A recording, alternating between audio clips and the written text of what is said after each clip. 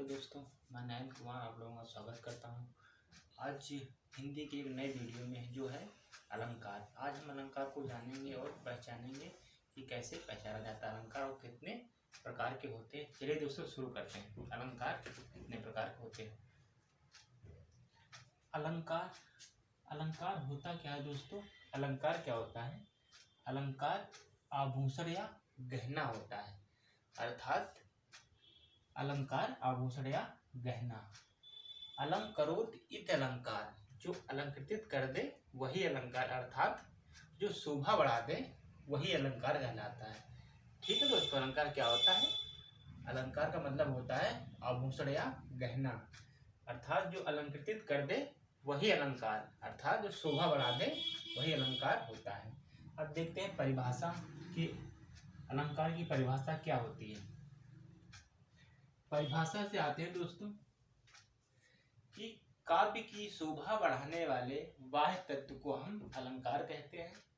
काव्य की शोभा बढ़ाने वाले बाह्य तत्व को हम अलंकार कहते हैं। ये काव्य की शोभा बढ़ाते तो है पर इनमें शोभा उत्पन्न नहीं करते। तो हमने इसकी परिभाषा को देखा कि ये काव्य की शोभा बढ़ाते तो हैं पर शोभा उनमें उत्पन्न नहीं करते हैं। ठीक है दोस्तों, तो परिभाषा क्या थी कि काव्य की शोभा बढ़ाने वाले बाह्य तत्व को हम अलंकार कहते हैं और ये काव्य की शोभा बढ़ाते तो हैं लेकिन शोभा उनमें उत्पन्न नहीं करते। मैंने परिभाषा को देखा दोस्तों। उसके बाद देखते हैं कि काव्यांग परिचय को देखते हैं कि रस काव्य की आत्मा है और शब्दार्थ उसका शरीर, छंद उसके वस्त्र हैं और अलंकार उसका आभूषण या गहना है दोस्तों। तो हमने काव्यांग परिचय को भी देखा कि रस काव्य की आत्मा है, शब्दार्थ उसका शरीर और छंद उसके वस्त्र हैं, अलंकार उसका आभूषण या गहना। तो हमने परिभाषा को देखा और काव्यांग परिचय को देखा कि अलंकार क्या होता है। ठीक, आप देखते हैं प्रमुख 3 अलंकार हैं। अलंकार 3 प्रकार के होते हैं, शब्दालंकार, अर्थालंकार और उभयालंकार, जिसमें से हम दोस्तों आज पढ़ेंगे शब्दालंकार, अर्थालंकार। उभयालंकार से क्वेश्चन बहुत कम आते हैं दोस्तों। ठीक है, इससे क्वेश्चन नहीं आते हैं। हम सिर्फ पढ़ेंगे आज शब्दालंकार पहले वीडियो में और सेकंड वीडियो में पढ़ेंगे अर्थालंकार के बारे में। तो अलंकार 3 प्रकार के होते हैं, शब्दालंकार, अर्थालंकार और उभयालंकार। ठीक है दोस्तों, तो शब्दालंकार शब्द पर आधारित होता है। शब्दालंकार शब्द पर आधारित होता है। शब्द के स्थान पर दूसरा शब्द अर्थात उसका पर्यायवाची भी क्यों ना रख दिया जाए तो शब्दालंकार समाप्त हो जाता है। ठीक है दोस्तों, तो चलिए आज हम देखते हैं शब्दालंकार। शब्दालंकार में प्रमुख 3 अलंकारों को देखेंगे। कौन कौन से? अनुप्रयास और यमक और श्लेष। 3 अलंकार कौन कौन से शब्दालंकार में? अनुप्रयास, यमक, श्लेष। ठीक है, सबसे पहले देखते हैं हम अनुप्रयास अलंकार को। अनुप्रयास अलंकार होता क्या है कि जहां पर एक ही वर्ण वो भी व्यंजन एक से अधिक बार आए वहां पर अनुप्रयास अलंकार होता है। हम कैसे पहचानेंगे कि ये इसमें अनुप्रयास अलंकार है? पहले हम इसकी परिभाषा को समझेंगे, उसके बाद जानेंगे कि बोल रहा है कि जहां पर एक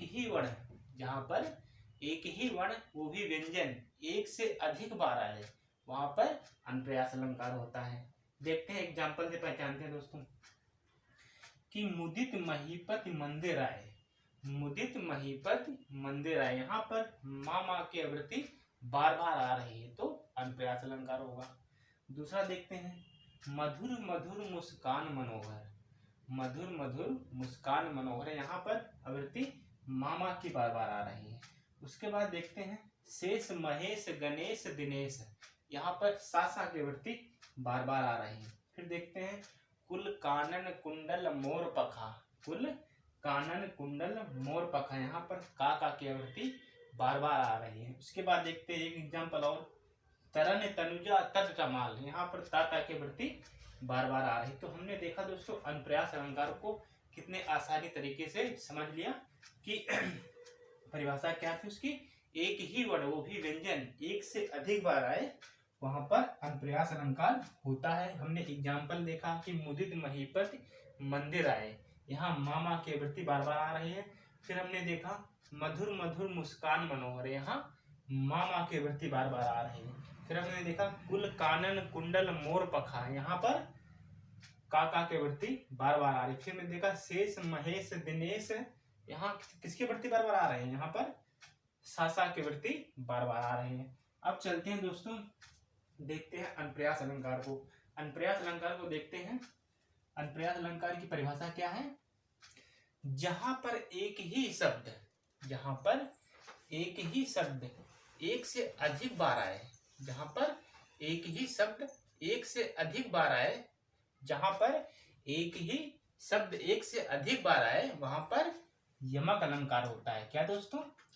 यमक अलंकार। हमने अभी देखा था अनुप्रास में कि जहां पर एक ही वर्ण, वो भी व्यंजन, एक से अधिक बार आए, वहां पर अनुप्रास था। और हमने यमक में देखा कि जहां पर एक ही शब्द, वो भी एक से अधिक बार आए और प्रसंग भेद में उसके अर्थ अलग अलग हों, वहां पर यमक अलंकार होता है। कैसे दोस्तों पहचानेंगे?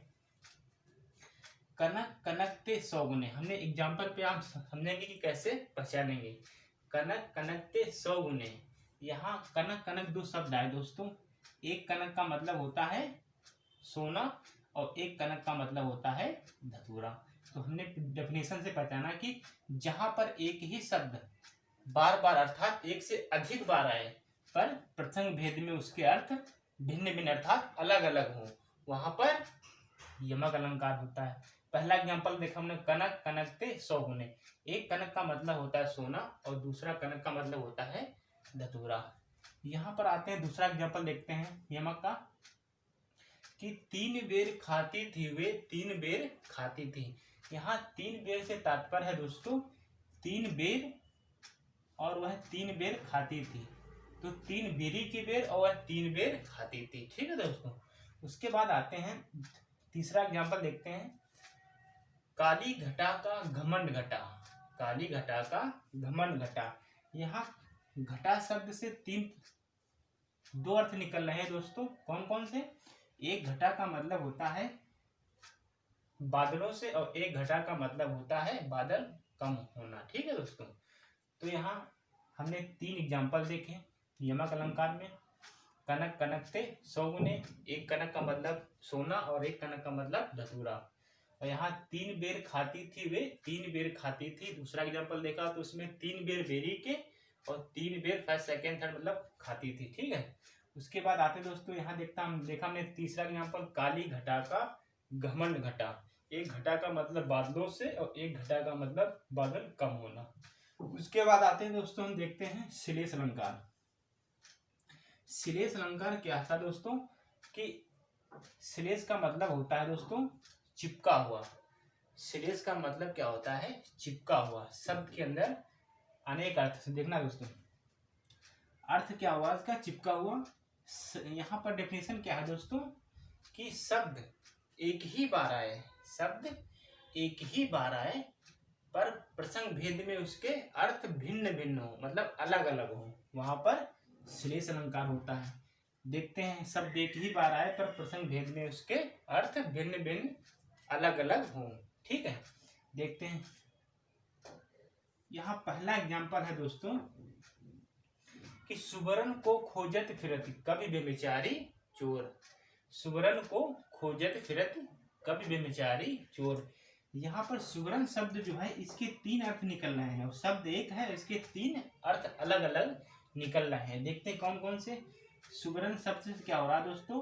कवि के लिए सुंदर वर्ण, और बेचारी के लिए सुंदर स्त्री, और चोर के लिए सोना। ठीक है दोस्तों। दूसरा एग्जाम्पल देखते हैं, पानी गए न उभरे मोती मानुष चून। पानी गए न उभरे मोती मानुष चून। यहाँ हमने देखा पानी, पानी शब्द से 3 अर्थ निकल रहे हैं दोस्तों। कौन कौन से? एक तो पीने के लिए पानी, एक मनुष्य के लिए पानी, और एक चून। चून का मतलब दोस्तों आटा, आटा गूंदने के लिए पानी। ठीक है। उसके बाद आते हैं तीसरा एग्जाम्पल, मगन को देख पट देती बार बार। मगन को देख पट देती बार बार। यहाँ पर पट शब्द से 3 अर्थ निकल रहे हैं, 2 अर्थ निकल रहे हैं दोस्तों। कौन कौन से? एक पट का मतलब हुआ दोस्तों वस्त्र, और दूसरा किवाड़। पट से दो अर्थ निकले, एक का निकला वस्त्र और एक किवाड़। ठीक है, हमने देखा दोस्तों आज अलंकार होता क्या है, अलंकार की परिभाषा क्या होती है, अलंकार की अर्थात अलंकार का जो काव्यांग परिचय क्या होता है। उसके बाद प्रमुख अलंकारों को देखा कि 3 प्रकार के अलंकार होते हैं, कौन कौन से, शब्दा, अर्था और उभया। और हमने बताया आपको शब्दालंकार शब्द पर आधारित होते हैं। उसके बाद हमने देखा कि शब्दालंकार के प्रमुख अलंकारों को देखा, यमक और अनुप्रास और श्लेष अलंकार। उसके बाद मैंने अनुप्रास अलंकार की परिभाषा को मैंने बताया कि जहां पर शब्द एक अर्थात जहां पर एक ही वर्ण, हमने देखा अनुप्रास में कि जहां पर एक ही वर्ण वो भी व्यंजन एक से अधिक बार आए वहां पर अनुप्रास अलंकार हुआ। हमने यहाँ पर यमक अलंकार को देखा, जहां पर एक ही शब्द एक से अधिक बार आए और प्रसंग भेद में उसके अर्थ अलग अलग हो, वहां पर यमक अलंकार देखा हमने, उसके एग्जाम्पल देखे। उसके बाद श्लेष अलंकार पर बताया हमने चिपका हुआ, अर्थात शब्द एक ही बार आए पर प्रसंग भेद में उसके अर्थ अलग अलग हों, हमने वो एग्जाम्पल देखे। अब हम दोस्तों सेकंड वीडियो में देखेंगे दोस्तों क्या अर्थालंकार के बारे में बताएंगे। आज के लिए ही दोस्तों इतना ही। अच्छा लगे तो लाइक, सब्सक्राइब, कमेंट, शेयर जरूर करना। थैंक यू दोस्तों।